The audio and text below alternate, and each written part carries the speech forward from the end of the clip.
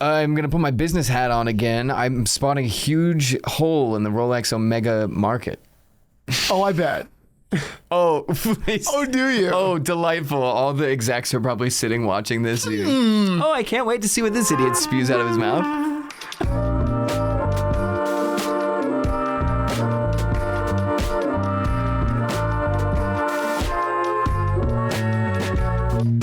What is up, Watch fam? I am Christian, the curator of the Theo and Harris Vintage Watch Shop. My name is Michael, and this video is sponsored by Charlie Paris. Our friends over at Charlie Paris. Yes, Fantastic micro brand. Can't wait to talk more about them later. Great sponsor to have. Great. What are we talking about today, Big Mike? This is inspired by, I'm going to say this at least once by accident, the Nivada. No. No, but I'm going to say NVIDIA by accident because I've been watching the stock. Nivada, they did a one-to-one release of their watch. Yes, incredibly cool. Incredibly cool. Something that I do kind of see now, like seeing the one with a lot of character on it, is that part of my love for vintage watches. Character. What? That watch has been in a rough place. No, but what I'm saying is like this, like the recreation watch, I'm almost like, it's when you first buy white sneakers and you're like a little self-conscious about it because you know, maybe not when they're totally trashed, but in the middle is when they really start to hit their groove. Yeah. I'm like, oh, okay, so I guess if I was living in that era, I would see this watch, which to me, like, it takes away some of the guesswork about like how this got so beautiful. Right. I'm saying there's that weird middle ground where I'm like, this doesn't look as cool as I would have hoped. That looks like you know what's the difference of perspective? Yeah. If I showed you this watch and then said, and I literally found a new old stock version, look at this. Huge shit. I'd be like, I would shit. Yeah. I'd be like, how did you find this? This is the most amazingly preserved. This is perfect. And the reason you'd be so amazed is because it's so believable. It's a perfect, it's almost a perfect one-to-one. That's a very good point. I mean, everything is. You must think I'm so stupid. Dumb. Oh my.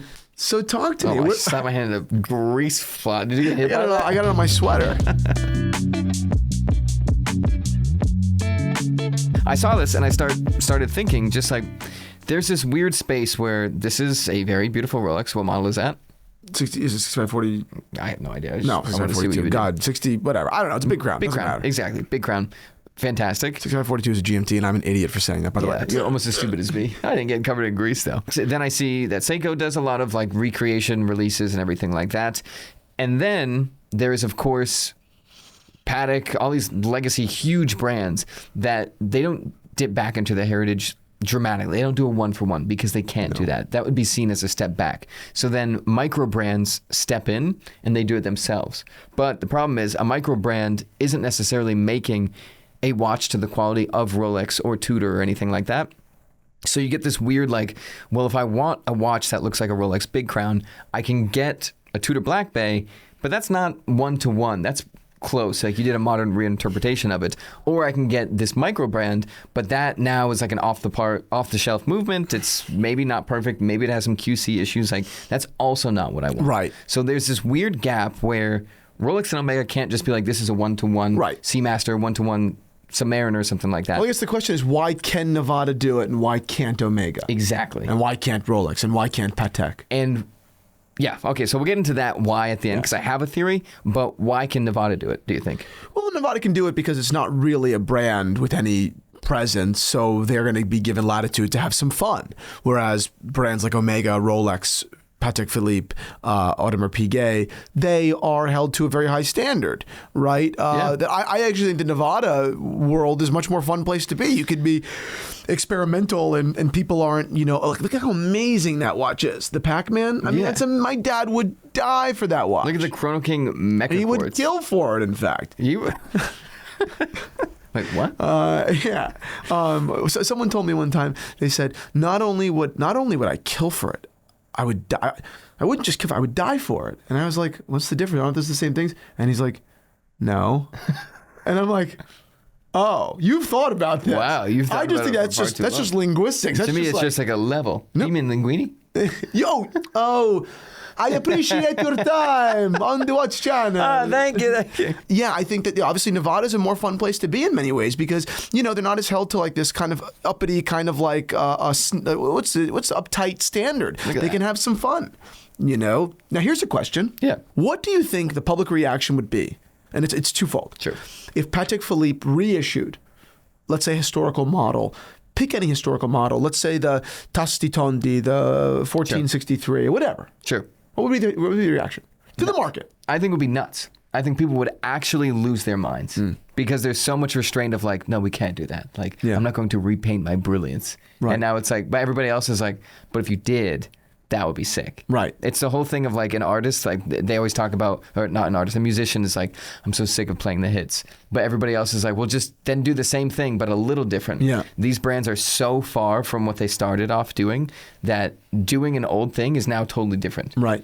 What do you think they do? No, I'm thinking of it. I'm taking in what you're saying, and I don't know. Like, I wonder. So, if Patek Philippe remade, let's say, one of those watches, I don't think they could do it one for one. I mean, they could physically, but it'd be interesting to see what they did. Would they do it in titanium?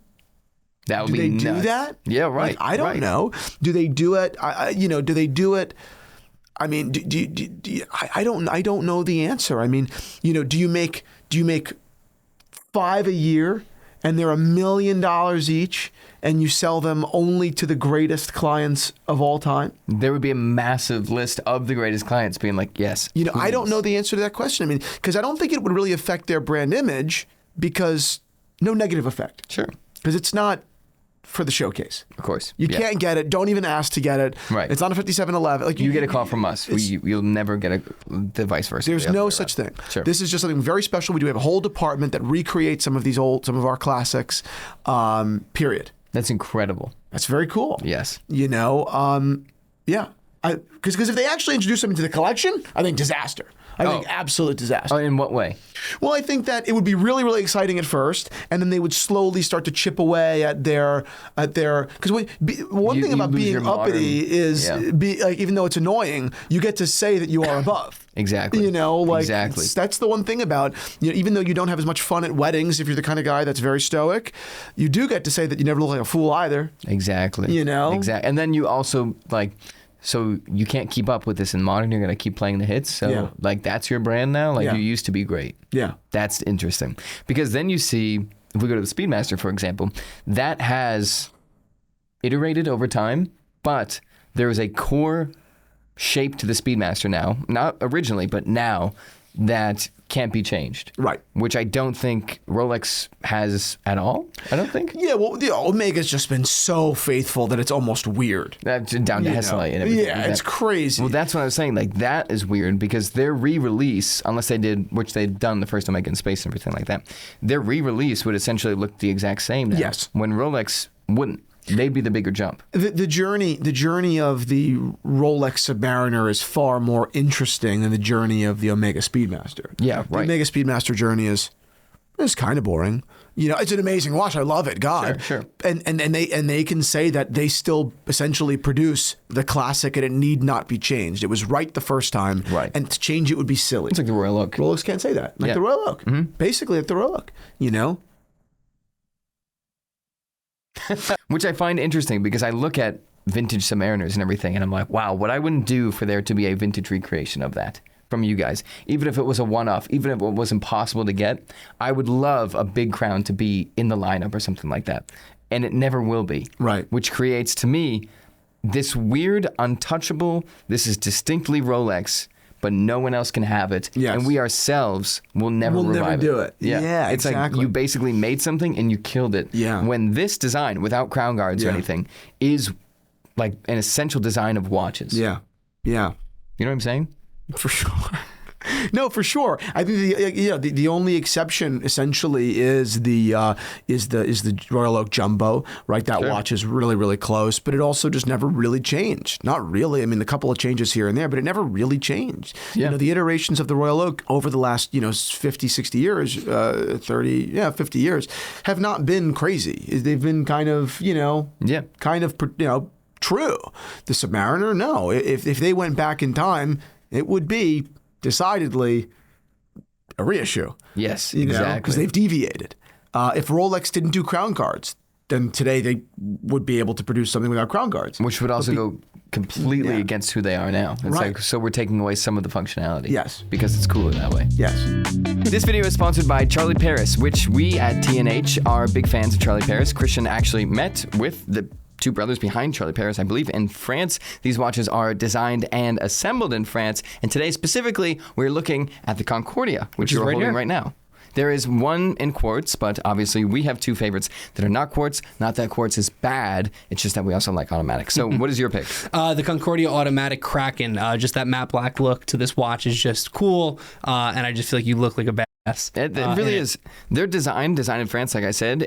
I think it's beautiful. I think 300 meters water resistance on the case is fantastic. Especially for the price point, too. Especially for the price point, yes. And 40 millimeters, which is a little bigger than I usually wear. You could wear 40 millimeters. I could pull off 40. Yeah, you're, what is this, 6.5, 7-inch wrist? Something like that. You can pull off 40 easily. The watch that I want to highlight really quick is the Concordia Automatic GMT. This is, the Concordia, the matte black, the crack and everything is beautiful. To me, this is the sweet spot of a classic watch design that still has some of its own DNA with that beautiful logo. I think it's unbelievable. I think the Concordia GMT is one of the most beautiful watches I've seen in a while at this price point. I photographed it. I've held it. It's fantastic stuff. So thank you so much to Charlie Paris for sponsoring this video. I highly recommend you just at least click through their site and see what they're all about. Assembled in France isn't something that you see too much, so that's kind of cool too, but that's it. Awesome. Rolex being the most successful watch brand on the planet, I think it's half the industry, a third of the industry. It's unfathomably large. Is Rolex, because adding any other model to their lineup right now would dilute the brand. And everybody else, Omega, they did first Omega in space, they do the Ed White, they do release heritage models, but their site has a ton of different watches. You can buy 20 different Speedmasters. Yeah. And the way that you become the king is by having just icons. And you like, as much as everyone at Rolex may want to re-release this, they can't, because that will not ruin the brand, but spread it out even thinner. You need to have a very tight, controlled brand. I totally agree. Rolex is an experiment in, you know, in what's the word I'm looking for? Restraint. Yep. Exactly the word. I mean, Rolex does not give in to temptation, really. I mean, you know, every once in a while, but Rolex is kind of silly. There's a little bit of a silliness to the brand, you know, and there always has been, from the Stellas, whatever, and to the Celebration today. But on their core collection, you're never going to see them play around with a sub. And you know, not going to happen. But even from their website perspective, and the day date. Look at the day date. The day date will never really be changed. Nor will the Submariner. Right. You know? But they'll never go back either. They'll never go back either. Right. They're not going to really mess around. They can mess around with some of these other models. You know, the Yachtmaster of the world, right? Because that's a more modern Rolex, and it's a more modern Rolex that never achieved that icon status. So they can play around a little bit. Yeah. So the final thing that I was thinking about, I was going on Omega's site, a few other sites. I noticed it with clothing, where if there's this sweater, for example, which is wow, this is definitely not merino. That's not merino. Wow. I noticed that on a site, like if you're shopping for a sweater, there's a red one, a blue one, a white one, a yellow one. They're all the same product in different colors. Most websites will do, everyone has its own listing, so that way there's no doubt that you'll see it. Otherwise, you may have to be like, I want that sweater. You check the little color picker at the bottom. Yeah. It's more organized that way, but there's a chance that if you don't see the green one right away, you don't want it. Yes. You can see that when you're shopping with Omega.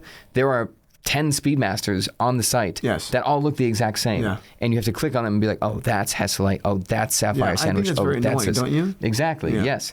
But that is the difference between that and Rolex, where you can kind of get to that menu in Rolex, but not really. Yeah. Like Rolex doesn't even want you to scroll around. They want you to be like, I want the Submariner. Yeah. And then I think the Rolex's shopping experience digitally is really interesting. Yeah. Oh, yeah. You know, they're keeping you really focused. They are it's immersive. To the point where if you clicked on Daytona and 10 Daytonas popped up, all different colors, configurations, you'd be like, okay, so like I guess I'll scroll past gold because I don't want that, like this and that. Effectively, you'd see everything, and you could see one that you wouldn't possibly know that you wanted. Yep. But by having it so controlled, it's like, no, you have to focus on one thing. Agreed. Which then goes to these watches, there's that gap because that destroys that philosophy and does what it does to Patek, which is like, oh, so you guys were great back then, exactly. and now you're hurting your current thing.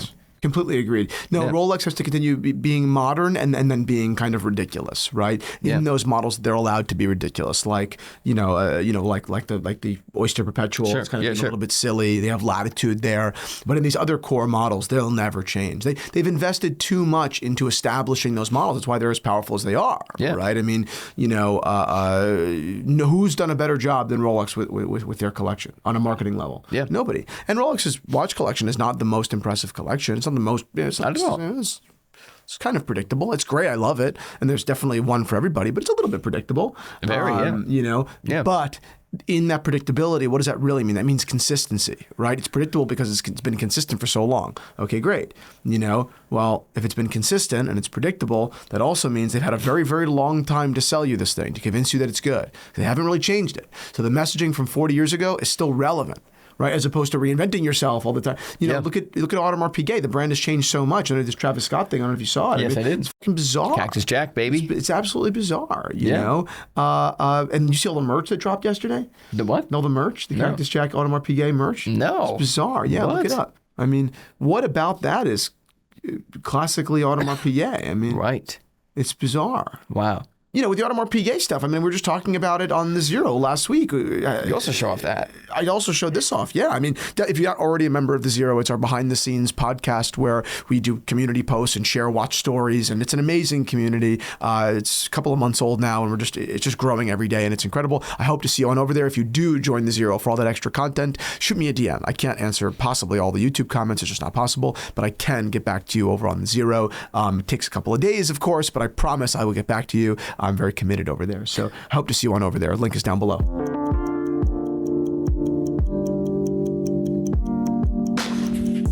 The watch on your wrist, unlike your iPad, will mean something to someone one day if it doesn't already. Something that will make them smile, walk a little taller, surely at some point cry, but it will mean something.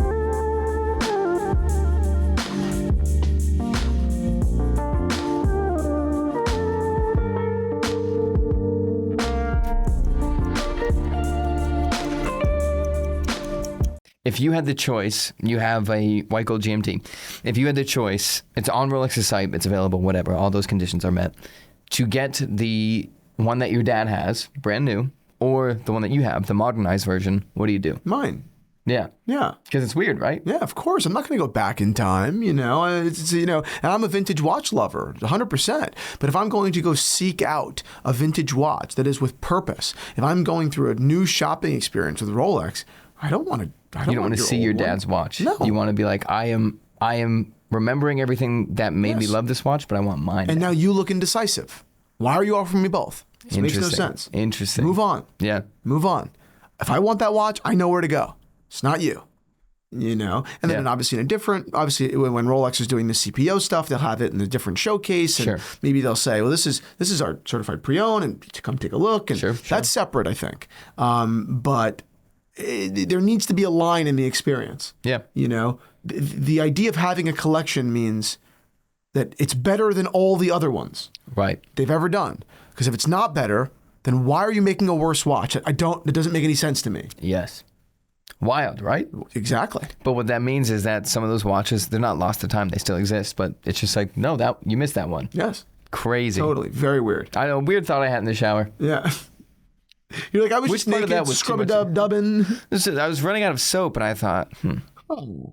So I wonder what Christian thinks about reissues in respect to uppity I'll brands. have to call him. Yeah.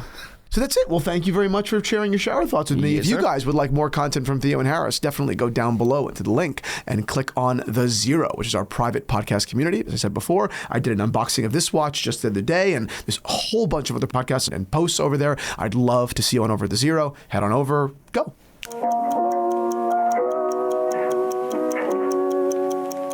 Watches are unimportant to the time. They can't speed, slow, or stop it, and our phones tell it better. But as vessels for memories, they know few rivals.